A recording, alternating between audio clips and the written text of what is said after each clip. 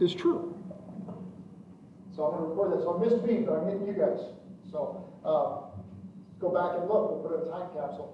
But if you look at it from a prognostication, this is a chart from 2014 that talked about what we expected to be infiltration and saturation of the equipment from a vehicle to vehicle by 2025. They were expecting 20% of the vehicles to be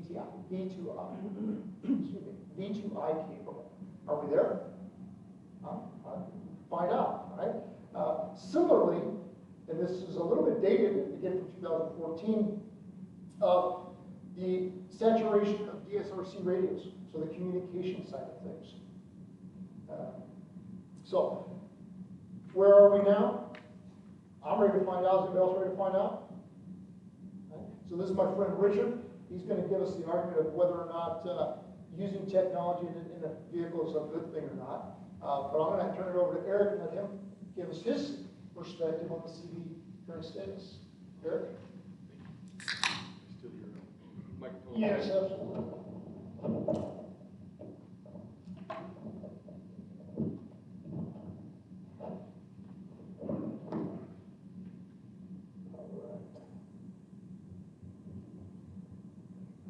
Let me get myself settled here.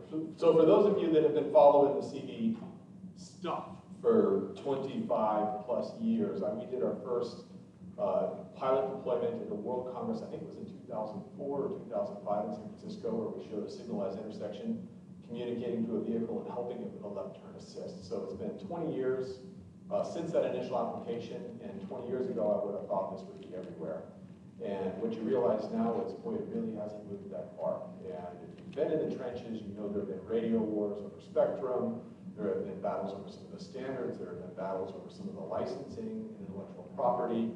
And it's been this case where we've realized there's a huge safety potential. We've realized there's this huge impact we can make. And we've realized the technology is there, but we haven't been able to assemble ourselves to work together and to cohesively deploy this system. And if any of you joined my last session, it was all about this notion of digital infrastructure and this underlying data fabric and the necessity for an underlying data fabric that creates a fair ecosystem where those in the private sector can create technologies and investments and use it for a return on their investment, but those in the public sector can also control the growth and control the deployment of infrastructure across the country.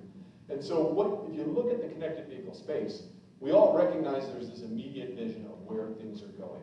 And I'm gonna shamelessly use some of Qualcomm's slides here. I spoke with Jim Meisner at the ITS World Congress. I was moderating a session with him several weeks ago, and at the World Congress session. And these are his slides from there. So full disclosure to Jim, I'm borrowing the Qualcomm slides. But what I wanted to really show was that we now recognize we've got technologies. Your cell phone tracks your friends. Your cell phone does all of these capabilities. Almost every production vehicle now has direct communications to some cloud where the auto manufacturer is grabbing and parsing your data. If you're running Life 365 or 360, I never put my kids through that, but if you run those apps on your cell phones, they track a whole lot of your activities. They can tell if you're distracted driving. So there's this plethora of components, but how do we bring it to the intersection? And how do we get there? And so there's this vision that all of these different devices and all of these different capabilities should be interoperating. The technical problems have been solved.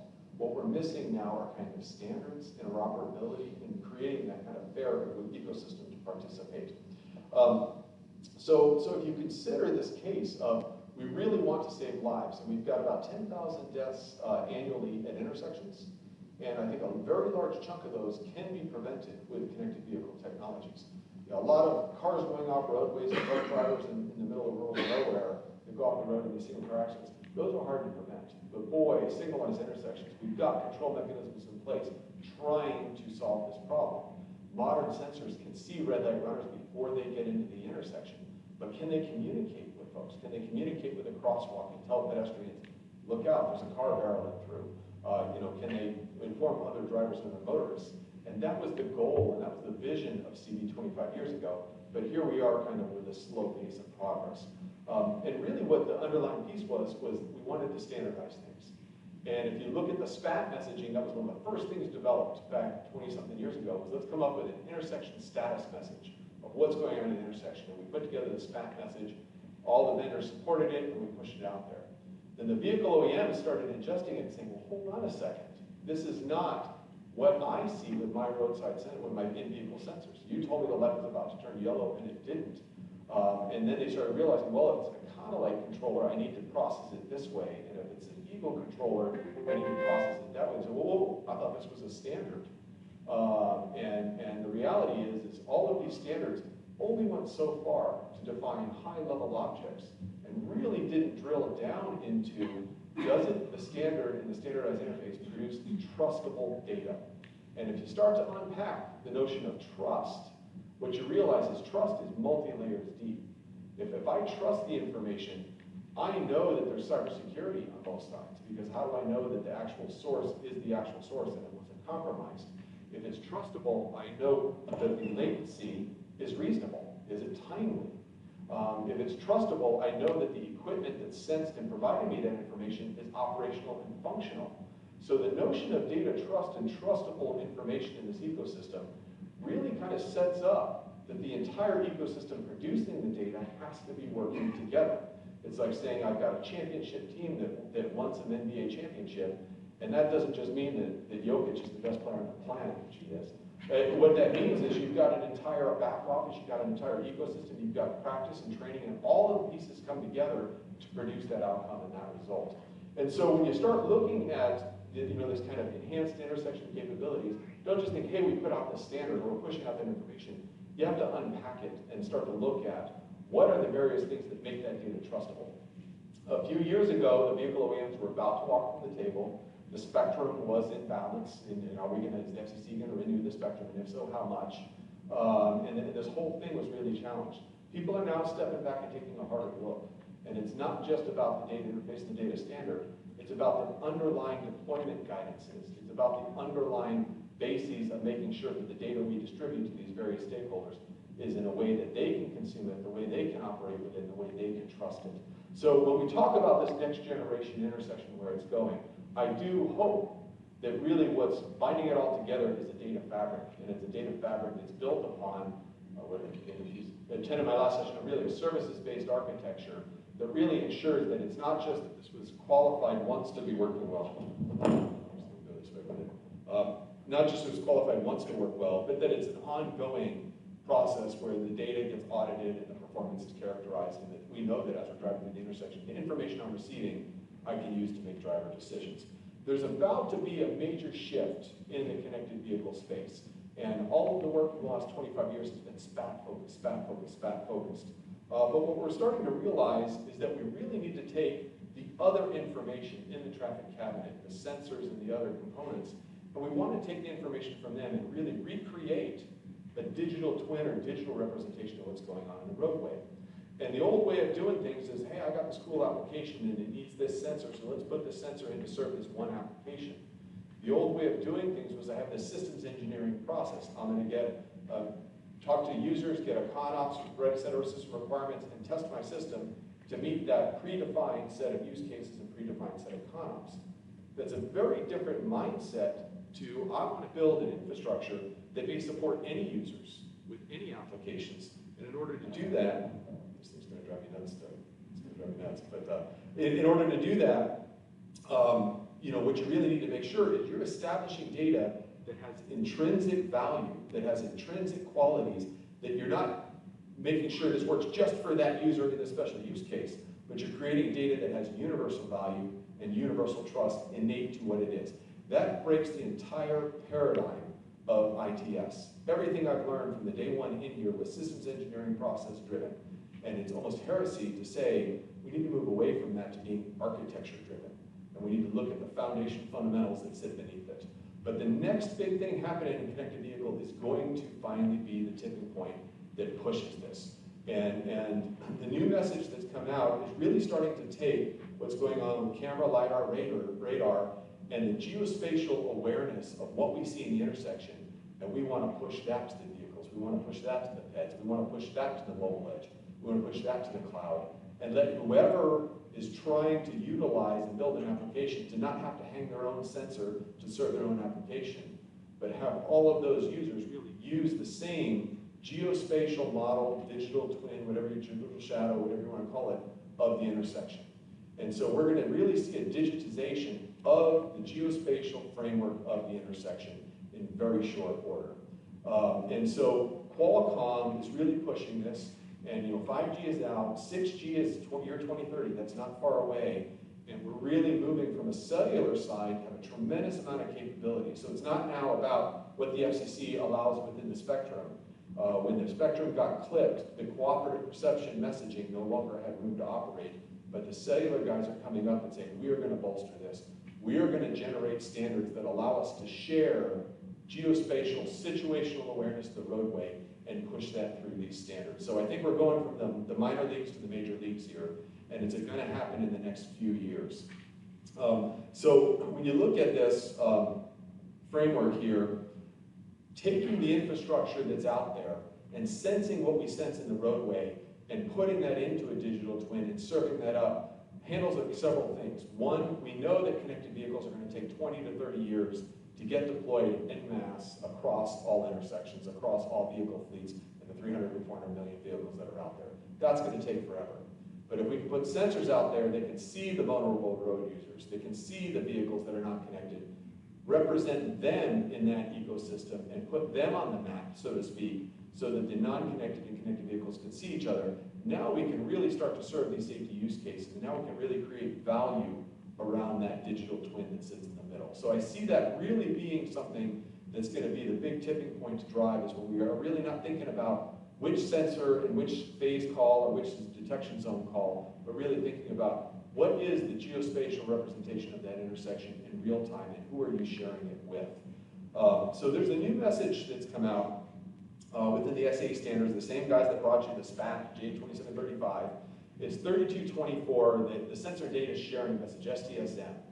And this message was set up to basically allow vehicles that now all modern vehicles have LiDAR, radar, camera, have various sensors on them. And they're figuring out what's in their immediate vicinity. Obviously, the little symbol in your rear view mirror that shows you a car in your blind spot. These cars are getting more and more instrumented with sensors. There's now a data standard where they can share what they see in their vicinity with other cars and the infrastructure.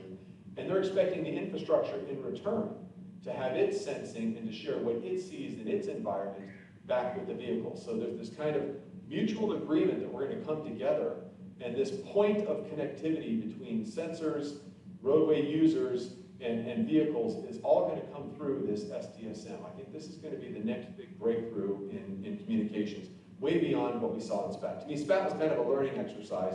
This is where we really get strong utilization, real-time utilization of what's going on within this. So a simple little use case here, and I'll show you.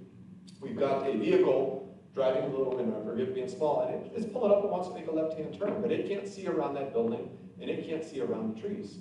But the infrastructure can. So the infrastructure perceives what it sees, and it issues an SDSM that the vehicle picks up. So now the vehicle can see around its corners, it can see beyond its range, and it can identify those vehicles and then serve the in-vehicle applications with the various applications, left turn assist or whatever that might be. And when you can do that, what you're now creating is something that the vehicle manufacturers can sell. And it's all great when it's research, and it's all great when it's standards and talk, and everybody loves those concepts. But the reality is that somebody has to make money for it to really proliferate. And if we can create data and we can create things that the vehicle OEMs can consume and make a smarter, better car that people will buy, that's going to really promote the market and really drive this thing forward. But then you kind of have to look at how much of this is going to happen on the cellular side and how much of this is going to happen on that 5.9 spectrum that remains in what we now call CD to X side of this. And for years, there was this kind of battle, the radio wars, and this tug over, is it going to be 5.9 or is it going to be cellular, what's it going to be? And you have that battle long enough, cellular gets better and better and better, and starts taking on more and more of the use cases within the system. And so cellular has grown in 20 years in its capability, its breadth, but there still is a core value in the 5.9 spectrum and CD to X. So when you look at cellular, we've got an existing network already there. When you look at the 5.9, we've got a smattering, I think less than 10,000 intersections right now running CD to X equipment. And so we've got it out there. We've got much broader coverage. You're way more likely to have cell phone coverage way away from an intersection than the 1,000-foot range of the DSRC communication. communication, so you have that. As well, for a lot of safety applications, if you can know things sooner, like an eco-drive application, am I going to get a red light or am I going to get a green light as I approach? What should my advisory speed be to conserve my energy while I get there? You need more than that 1,000-foot range to be able to do that. The cellular has tremendous bandwidth, and you can put proprietary messages across it, and there's just a whole lot of capability in that. So it's got this tremendous power and capability. But what it doesn't have is the reliability and the detail around the CV2X. The CV2X requires, Omni-Air certification of those devices, SCMS certificates for the security aspects of that, and it has a strict quality of service built into it that the automakers are going to require. At the end of the day, data is great and all, but the liability of the data is part of that trust. And who carries the liability? And an example to use is, if we think there's a pedestrian in the crosswalk, and there's an 80% likelihood of that, and we say there is or we say there isn't, and we're wrong, and if somebody gets killed, who is responsible for that? Is it the sensor that made the mistake? Is it the digital twin that was generated? Is it the communications mechanism to the vehicle, or is it upon them? And when the liability gets weird, nothing moves forward. So we have to clarify what that liability is. And the CV2X, because it's highly standardized and has the security mechanisms built in, it is going to exist as that top tier kind of ground truth trustable information that we have right now. And I think cellular will follow up in that. The other thing that it has is it has clear sense of data ownership. And right now, a lot of the solutions are using privatized connections. And so if an automaker is gathering a bunch of data and has a privatized cloud with privatized data, we as IOOs and we as public stewards have no control over where that data goes or what they do with it. And so CV2X avoids that problem, but that problem is going to rear its head within the cellular side. So what's happened is that USDOT and others have been really looking at this. And the new term, the new buzzword being used is interoperable connectivity. What that basically means, it's not cellular versus CV2X, it's both. It's let each do what it does well, and we realize the end solution is going to be both. And rather than fighting over who does what, let's get in there and allow both sides to start to engage. Both sides start to leverage this and really start to create applications that have utility and start to deploy this at scale, even if other things are coming with that. And so when you start to look at this and say, well, hey, this is kind of scary. Some of these standards you just said aren't really that clean. Some of these aren't really subject to vendor interpretation. There's some other problems. What we're starting to see now is an emergence of recommended practices. Standards take forever. Standards need to be consensus driven. Standards need to go through a very formal process. But we can put together a recommended practice. The basics is like, well, we don't have the rigor of everything detailed in the standard at the level needed, but let's go ahead and take some use cases and trial things. Let's take some lessons learned, and let's codify those within a document. So this is a new one that's out for ballot right now. It's probably not the first ballot. I think this might be the third ballot on this one. But 2945/B, and this is saying, hey, if you want to do single priority and preemption with a connected vehicle, here is a set of minimum requirements to make sure that we're upholding what we've learned and the lessons learned. So it's a little softer than a data interface standard, but these are the types of tools and mechanisms. So last slide, I apologize, I know I talked too much. But the one thing I want to focus on is that we saw the Accelerate V2X program come out earlier this year, and we saw $60 million. Originally it was going to be 2 awards. They turned it into $60 million for 3 awards. Went to TTI, it went to Maricopa County, and it went to UDOT, CDOT, and Wyoming working together. And so there were 3 awards. And so, the feds have basically said, hey, this CV is a real priority. And we really want a national deployment of connected vehicle technologies. We really want to see this thing happen. And there's a lot of fanfare around 3 big awards that everybody's competing for $61 million. But 3 agencies and 3 arterial level deployments is nowhere close to what's needed to really scale this thing largely.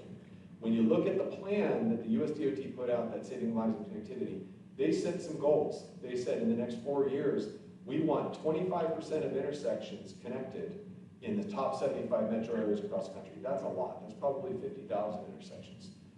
This $60 million is probably going to fund 100 intersections. So how do you get there from here? And if you look at the bipartisan infrastructure law, IIJA, there's not money earmarked to do a national level deployment of CV technologies. It's just not there. Now the cellular guys are wanting to jump in and promote their piece, but they also want to monetize the data and they want to run a bunch of back-end things. And so the question is the CVX part going to happen or not? And so what I'm seeing is that the USDOT says, we really want to spur public-private interest in this. We want to promote it. They don't have the money allocated to do it. And these programs that were put out there, I'm going to give up on this one. The programs that were put out there are basically allowing you to see some proof of concepts and to spur interest, but it's not going to develop and build it the whole way. So as much as I love these programs and as much as they're helping, they're not getting us there from here. So the core takeaway I've got is it's very important to see that both of these pieces are coming together. This concept of interoperable connectivity, cellular plus the C-V2X, is really the way we're going to accomplish this goal. And this SDSM new message of starting to share the geospatial perspective of what the infrastructure sees and what the vehicle sees, that's going to be the true communicative language that I think is going to fundamentally change and overcome this 25-year impasse we've had in and around SPAC data. So. Yeah, thanks, Eric. So I want to let Caryn talk about some of the projects that are currently being done in this space. And I think maybe I figured out that was my way of telling you that you were getting a little on me. Now it makes sense. Now it totally makes sense. You're on level 2, I'm on level 1. Yeah. Try that. So, All Caryn? right, I'm going to hold this and see if this works. All right, thanks, Eric. That's going to be a very difficult act to follow. But for those of you who don't know me, my name is Caryn Vorster, and I'm with Applied Information. Earlier this year, the Texas Department of Transportation hosted an event to promote the current landscape of connected vehicles. And they held a innovation summit, which consisted of a panel session and a number of live demonstrations where they defined the problem that we have currently, as well as demonstrated the technology that is readily available for us today. Texas DOT is currently looking to install up to 1,000 roadside units in their intersections throughout the Houston area. And this was a really great, I guess you could say, day or summit where we had some amazing thought leaders come together to speak about what's happening with connected vehicle technology today. So if any of you know Applied Information, you know that we love videos. So I'm going to be playing a video for you where we have a short compilation on what people were saying at this summit.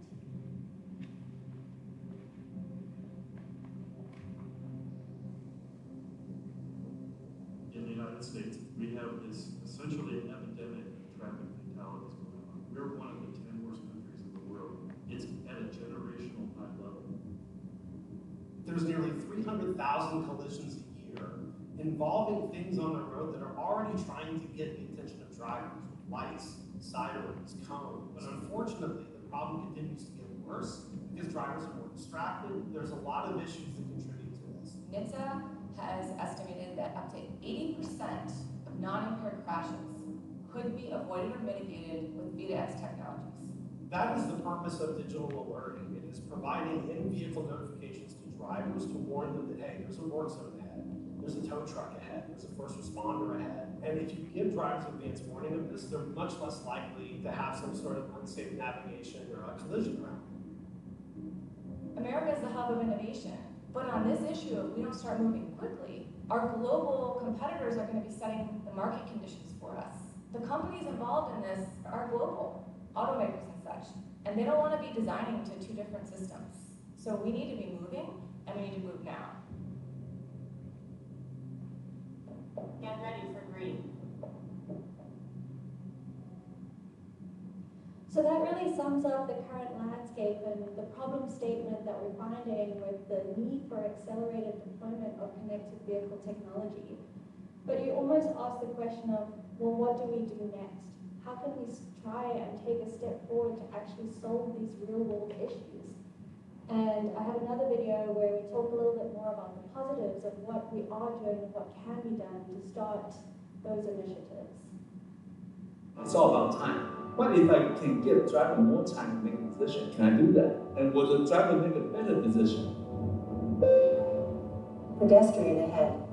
That's why I'm looking for this new CV technology. We can use for school zone, work zone, pedestrian, and emergency vehicle. Same technology, just different application. Years past, there's been a question about where are the cars? The automakers look and they say, where's the infrastructure? The bottom line is that we've got to solve this, and the time is now. And that's why we at Audi really want to to put much more of the emphasis on the near-term quick wins that we have with global organizations. We're already building this into our cars that are sold in China. We need absolute clarity from the FCC, and John and I and Laura are working on this relentlessly. And I think it's just a matter of not if. This technology is going to be deployed. The car manufacturers are preparing for this technology. But what they really need to see is they need to understand that if they put it in their cars, the cars can talk to something. And that's where the IOOs come in. The more of this technology we can get in the infrastructure today, the sooner we're going to be able to get commitments from the automakers. All right, so what are these day one applications and how can I get started with the implementation of these safety critical alerts?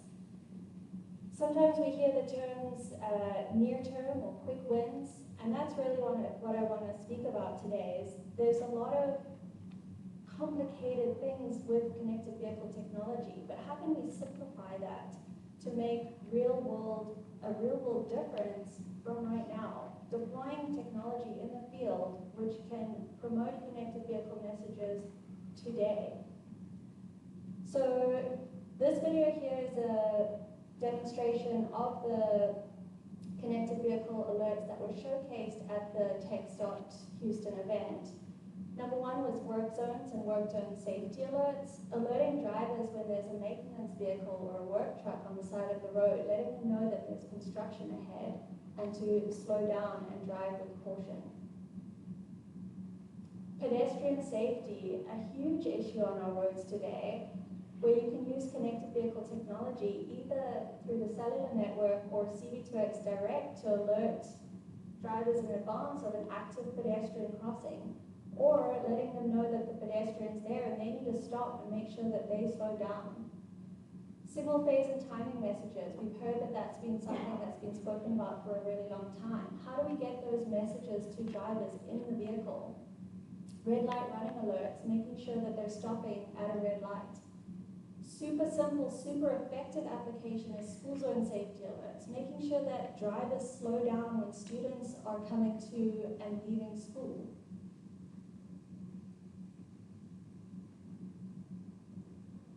School bus safety alerts, letting drivers know when a school bus ahead has their stop arm out so that they know that they need to stop in front of the school bus so that students can get on or off the bus safely. So these are really just scenarios of the quick wins that we can see with this technology. Another really important application, which is emergency vehicle preemption. And as you might have heard in the bio that Doug read, I do a lot of work with responding to requests for proposals, grant writing, etc. And I'm seeing so many more proposals that are coming up that are asking for emergency vehicle preemption with CV2X, direct and or network communication. In this diagram, you can see that there's multiple means of communicating from emergency vehicle to the traffic infrastructure, but that's done for a reason, and that's done because we want to have reliable, redundant communication, because normally in a case of an emergency, you want to get there. If you're experiencing a loved one's emergency, you want to make sure that that emergency vehicle is getting to you as quick as possible. So these are ways that we can practically implement connected vehicle communication, and ways that we've been seeing this deployed for years already, specifically using cellular connected vehicle communication. A big question that we get asked is, how do you promote this at scale? How do you get this message to more drivers? How do you get this to drivers who have the latest and greatest cars versus the oldest cars that you see that they're not interested in integrating this new technology? We started with the travel safely application, which has now become more of a technology demonstrator, where we can demonstrate the real world applications of this technology. We released this app before I even started working at Applied Information, which is over 6 years ago. And through the continual evolvement of connected vehicles, we've been able to work with other third-party agencies to push out these connected vehicle alerts to, I don't know if anyone here has heard of House Alert. House Alert has integrated with all Stellantis vehicles 2018 and newer, where every Jeep, Chrysler, Dodge, Ram is able to get these connected vehicle messages. They've recently just partnered with Volkswagen and Mercedes to get these in-vehicle alerts. Another application is pushing it out to navigation apps like Waze. We've managed to have set up a connection with Waze to push out these alerts to drivers where there's a emergency vehicle stopped on the road ahead. Drive with caution. Caution, there's a school zone that is active. Slow down. Other ways that we have seen these kind of integrations is third-party API integrations and integrating with state-owned 511 applications. And it's really about promoting the message and getting the message out to as many drivers as possible. I'm going to reiterate one of the things that has been said today is asking the question of, do you want to have connected vehicle direct 5.9 gigahertz, or do you want to have cellular communication? And the answer isn't either or, it's both. You want to have that reliable, redundant communication. You want to make sure that you're able to get those communications out to people who have that CV2X direct or a cellular network. So that kind of wraps up my portion of the slides today. That QR code has my contact information if you have any additional questions outside of this. Thank you, Caryn. And I want to open it up as for a panel discussion, so if you've got any questions, don't like each other. So if you've got any questions for either of our two experts or me, we're happy to answer them. But before we get started on that, I want to ask you, Caryn, because Eric actually brought it up and you mentioned it too, is the FCC is announced that they're doing a vote on the rulings for the final licensing for the CV2X use and the 5.9 gigahertz band. So a lot of words there. What does that really mean to us from the industry side? And then what's the next steps with that? All right, hopefully you guys can hear me through this. Okay, so the last we've heard is that the FCC is going to be releasing a final report and order on the use of the 5.9 gigahertz spectrum and whether or not it's going to be approved or denied. We're obviously all hoping that it's going to be approved, and so far there's been 4 out of 5 people that have voted yes, and we're waiting on that final vote to have a unanimous vote on the FCC ruling. Once this ruling goes out and they completely confirm that we're able to deploy this technology, there's going to be less uncertainty on where this technology is going and whether the investments that we're making today are going to be worth our while. Of course they are. We want to start today. We want to start now. We wanted to start yesterday. But this is really going to confirm to the infrastructure owners, the people who make, design, manufacture connected vehicle communication, the car manufacturers, that their design efforts and the investment that they put into those applications are going to pay off in the future.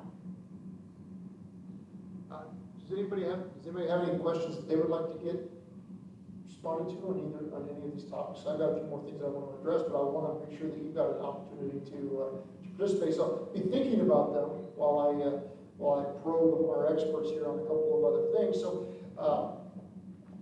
one of the things that you both talked about is the dual modes of communication. And so I'm curious if one of those is going to win out. If whether it's the 5G or the 6G that you mentioned, or the CV2X, you mentioned that right now we need both, but over time, are we going to see one of those or the other prevail in terms of technology? You first. I don't know if we have the same opinion on this one, but I'll throw an opinion out there. I think for the automakers, the ability to have, I'll call it free spectrum in that 5.9 where they can communicate with other vehicles, especially in the B2B part of this vehicle-to-vehicle without a cell carrier in the middle.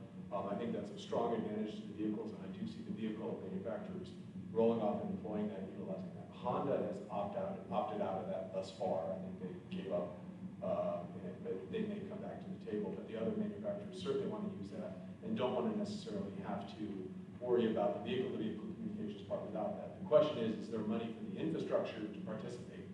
And if all the vehicles are communicating with one another and there's data that's available to be used by the infrastructure, it makes little sense for the infrastructure not to make use of it. But it used to be build the infrastructure and the vehicles would come. My opinion is we're going to see the vehicles communicating on these channels first, and doing some of the B2B, PC5 and some of the other pieces of this, and then the infrastructure saying, hey, I think there's value in me at least listening in before we start to broadcast. Now, personally, I'd love to see the SDSM promoted from the intersections and pushed out and handle that, but the bandwidth allocations it needs for SDSM, that most likely, I think, is going to go through the cellular pathways first, and then we push through that. So I think it's a combination of both. I don't want to give up on 5.9, but I've also been standing at the altar for 20 years waiting for 5.9 to show up. Do we have time for me to answer this question? Yes, absolutely. Okay, so my personal opinion is that I don't think that we should be choosing either or because they serve different purposes for the different applications. You want to be able to have that advanced communication that cellular communication can provide around the corner, over the hill, etc., that you don't get with line of sight CV2X direct communication. At the same time, you want to still have that low latency communication that can communicate messages within milliseconds. Now, our human reaction time is 2 seconds. So whether you're talking about CV2X direct or you're talking about CV2X cellular, they're both within 50 to 150 milliseconds. Getting that message to us is great. It doesn't really matter if it's 50 or 150 milliseconds. Our reaction time is still 2 seconds. The difference is that if you're getting that information to a vehicle, from one vehicle to another within that time frame, that gives the other vehicle enough time to react to the unsafe situation.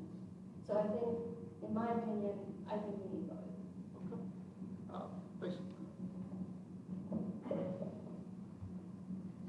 Are you really loud like I am? Or? You're close enough. A question I have is, C to X might be an investment we might not make immediately, but there might be projects we're already doing like modern controllers and TCIP, interconnection of centralizing communication, detection. We talked about sensor fusion. Are auto manufacturers trying to end these messages synergizing the controller and detection, or is it really just the controller, what they can get from the detectors? What's being interfaced directly? Is it just the controller, or are multiple devices feeding into these messages?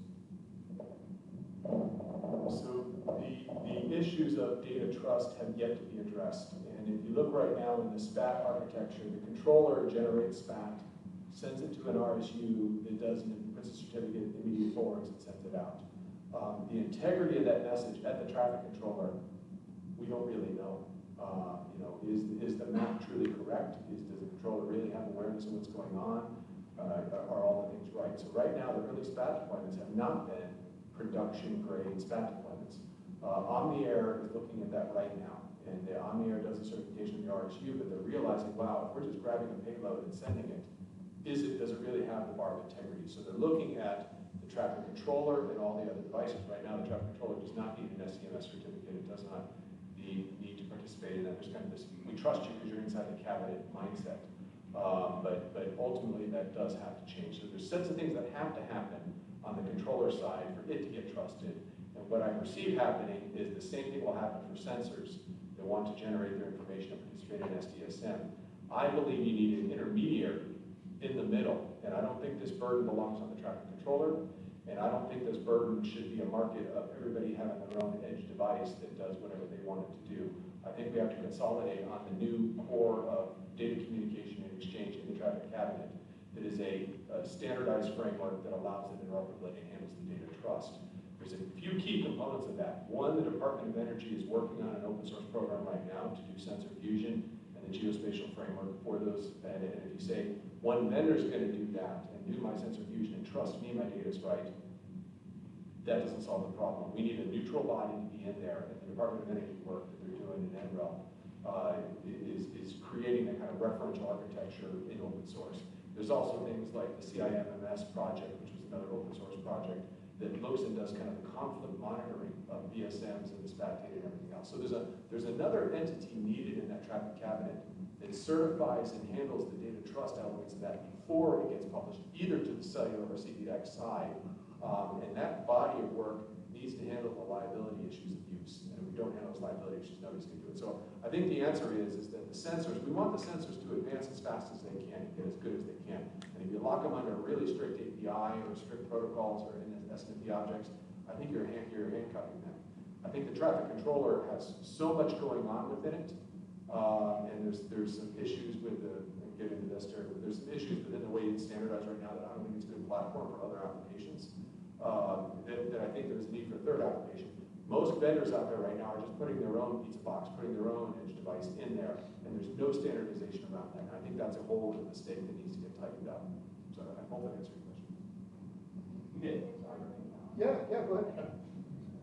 One of the really forward-thinking applications that was showcased at the TechStart Houston Summit earlier this year as well was actually thinking about what is the benefit to the consumer in getting connected vehicle technology into their vehicles. And one of the things that we wanted to showcase was that it's possible to promote getting green lights to the normal everyday driver. So we had a smartphone app in the car that communicated directly to the traffic signal controller, letting them know, I'm here, I want a priority green light. That's obviously for sure up to the city, the state standards, etc. But it's a forward-thinking initiative to see how can we urge the consumers to want this to drive more adoption for connected vehicle communication. Other questions? Because I got one more. One of the slides that you showed, Caryn, was talking about the word giving a chase and the person from Audi, and Eric's mentioned the word interoperability, and we need to be doing all of these things. Are we doing them? I mean, we're talking about it, we're talking about today, we're saying, yeah, we need to do this. Who's doing that work, Eric? Is somebody actually saying, I'm going to own this work to get all this communication work going? Is it Federal Highway? Is it Department of Energy? Who's doing the work? Yeah, and forgive those that were in my earlier session, I'm going to kind of repeat a concept from there. Is I originally naively thought after 20-something years in this space that the federal government was responsible for the overall architecture of how this all works. And that through their policies, that the states would operate in accordance with those policies, and that kind of blanketed the problem statement. What I realized is the federal government establishes policies in certain areas, but when it comes to the actual deployment and implementation, the state sovereignty takes over. And so they hand the baton, I don't want to say halfway, I think they hand it 40% of the way, and the state DOT is reaching back there saying, where is it, where is it, where is it, to grab the baton and go with it. And there's a gap right in the middle. And that gap they call system architecture of an as-built system. What is the architecture of the as-built system? What is processed on the controller? What is processed in the mobile edge? What is processed in the cloud? And is there a standard around that? Nobody wants to standardize that. And so what I hope is going to happen, and what I'm encouraging is to happen, is for a few key states to just stick their neck out and lead what I call referential architecture. If a state comes out and says, this is the way we're going to do it, we encourage others to follow, and here are our lessons learned, and they're transparent in that, I think other states will follow. And the mechanism we saw for this previously was the ATSPM, the single performance measures. That did not come through NEMA, that did not come through NTCIP, that did not come, there's an NCHRP project that spawned all of this, but it was Indiana DOT saying we're going to put it on our statewide spec, and it just happened. So I'm encouraging, I'm lobbying really hard, this is not Ohio in the room, I'm lobbying Ohio because they've got an event streaming platform that's really close to accomplishing this, and I'd love to encourage other stakeholders in this room. I really want to lead with referential architecture. Nobody's going to give you permission to do it. You just do it, and you do it with the right integrity, and you do it with the right transparency and openness, and you learn from it. And I think we just need to build it. And so when you say who's in charge, it's clear after 25 years, nobody's in charge of that space. So why don't we just step up and fill the void? So who would like to step up? Is there anybody from the Illinois DOT here this afternoon, or Major who wants to lead that? Because Caryn, you mentioned the Texas project, right? The 1,000 units. That to me is leadership. Right? Is that an example of where a state's going to really step forward and make big moves in this space, or do we need somebody from here today to stand up and start that? I absolutely absolutely think that someone here today should step up to that because there's opportunity at the table to be a leader or innovator in this space. TechStart Houston, they have been leading efforts with connected vehicle communication. There's also other DOTs that have been implementing connected vehicle communication. I was just in Maine yesterday where we had a roundtable discussion deciding what is the future of the state's connected vehicle program, figuring out where are their pain points and how can they address that with connected vehicle communication. It's not always going to be the same solution to every problem that you have, but it's about understanding what solutions are out there to address the problems that your current city, state, or suburb, county is facing. Are there a lot of pedestrian accidents? Maybe it's not a heavily pedestrian populated area, it's more rural. Maybe you need to protect your left turns. There's so many options that you could be looking into that can help support your community and the life-saving aspects of putting out connected vehicle communication. Yeah, thanks, Caryn. So, Brian, lock the doors. We're looking for a volunteer to start, and we're going to have to report back next year on the progress that you made. So, who's with us? Think about, I saw your hand starting to go up. That was tempting. So to entice them a little bit, Eric, one of the things that I'm always concerned about is funding. So you mentioned that $60 million just isn't enough. So is there a pathway from Federal Highway or from one of the other departments to fund some of this effort? So if you start to do back of the napkin calculations on what will this cost to go nationally, it's clear the money's not there. And the feds are certainly incentivizing. So if you're doing a submission for an attain or any other grant and it's got CB to X elements, you're going to score higher because they're looking to leverage the other programs they've got for more CB to X deployment. So there's clearly an interest in that. There's also this notion of public-private partnership and engaging the private sector. And if we can reach a point where the information that is pushed from the infrastructure enables an ecosystem of apps, there's a value in that. And so the mobile network operators right now are all establishing mobile edge compute platforms where they're seeking to ingest data from the traffic cabinets and stand up an application space. Much like your iPhone, you can build an app and host it here. I'll pick on the Verizon one. You can build an application, host it in the AWS environment, but if you need low latency real-time data, the mobile edge, the Verizon mobile edge, will allow you to host that application and run your apps. The hope is that this creates enough benefit in the consumer market that there's this benefit for publishing the data from the infrastructure to the broader ecosystem.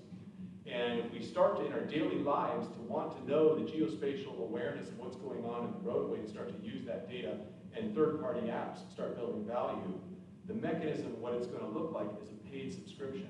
That if you want to access that data, the application pays a subscription to get it. And the ideal goal is that those people who are maintaining the equipment to push that data get compensated for it. So what I'm hoping to see happen is a bi-directional exchange of money, where agencies publish the data not for free for you to use, but they publish the data that when it's used and monetized, they get a royalty, they get a kickback back that helps operate and maintain the equipment. If you reach a neutral buoyancy where there's enough people interested in what's going on in the intersection, you can deploy the equipment for free and you can scale immediately. But you need to have economic viability. It's going to start out much less than that. But I think there's a will that they will come, especially if you think we don't yet know all the various applications that people could use if they really knew that. Right now, folks are interested in marketing data. Hey, how can I target an ad based on who's in this proximity and what's going on? But if you look at the impact on real estate, a lot of the transportation planning data has huge commercial market availability. When you start looking at real-time data, we don't yet know. But the hope is we can start proving out these concepts and showing the bidirectional flow of data can associate with it a bidirectional flow of money.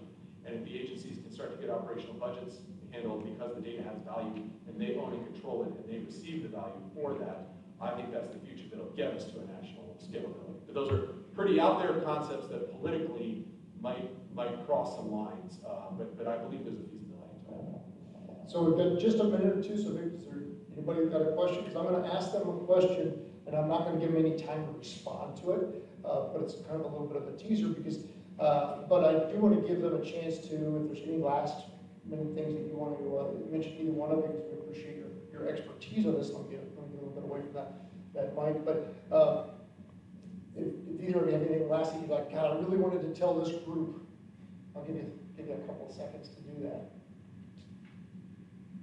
I think I would just like to hit home the point of figuring out what your day one applications can be and what problems can be solved with connected communication and starting from there. And I'll put one thought out there for you all. If you look at this problem statement, you think we need a top-down, bottom, soup-to-nuts architecture that's going to solve all these problems, we're going to keep waiting. What I like is the model of Wikipedia. You create a framework where a domain expert on roly-polies can write a page on roly-polies, put it out there, and if they're wrong about roly-polies, somebody else can come in and say, no, they have 16 legs, not 40 legs. But you need to democratize the solution, spread it out, and allow multiple stakeholders to create what we need to create. If it all has to be tightly guarded through either a proprietary company or through a certain research program or through a certain bureaucratic program, we're never going to get there. We have to open the problem statement up and allow a framework, much like Wikipedia is, where content creators can collectively work together. All right, thanks to both of you, because my question, I don't really want to get too far into it, because I know, Eric, you're not going to be able to not answer it, so I'll ask you here off the cuff. We're running towards the end of the session at the time. Certainly appreciate you joining us as an event. There is still stuff going on next door after we're done. I do want to just leave you one kind of lasting thought as you're driving home tonight. Don't be a Richard on that. So I'd like to thank our panel.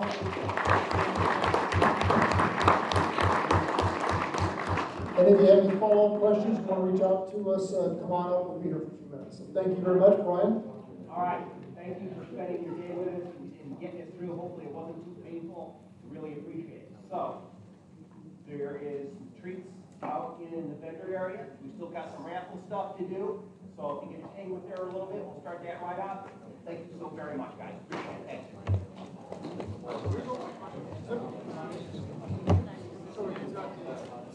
He was so close.